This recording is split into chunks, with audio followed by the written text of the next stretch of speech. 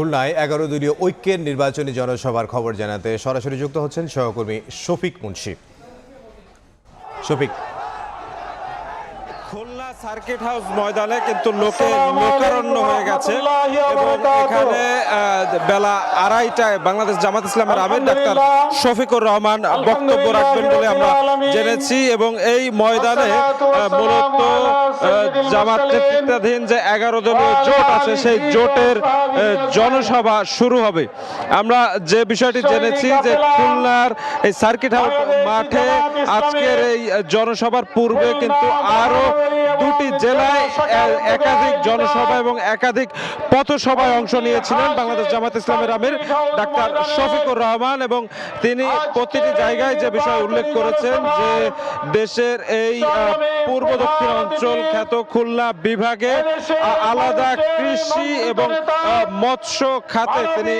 আলাদাভাবে পরিকল্পনা করছেন এবং সেই পরিকল্পনা আগামী জাতীয় নির্বাচনে জয়ী হলে তিনি বাস্তবায়ন করবেন এবং সেই পরিকল্পনার প্রেক্ষিতে এই অঞ্চলে যেসব শিল্প কলকারখানা দীর্ঘদিন যাবৎ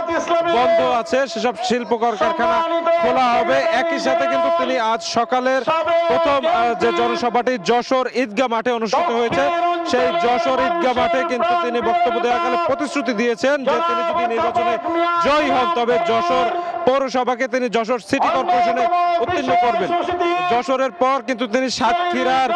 একাধিক উপজেলায় গিয়েছেন, সেখানে কিন্তু তিনি পথসভায় অংশ নিয়েছেন এবং সর্বশেষ সাতক্ষীরা বালক উচ্চ বিদ্যালয় মাঠে তিনি একটি জনসভায় অংশ নেন এবং তিনি প্রতিটি জায়গায় মূলত আকাশপথে গিয়েছেন এবং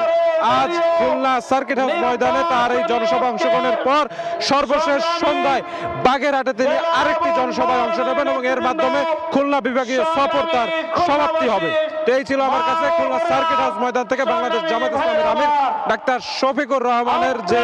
জনসভা সে ব্যাপারের সর্বশেষ। খুলনা থেকে সহকর্মী শফিক মুন্সি।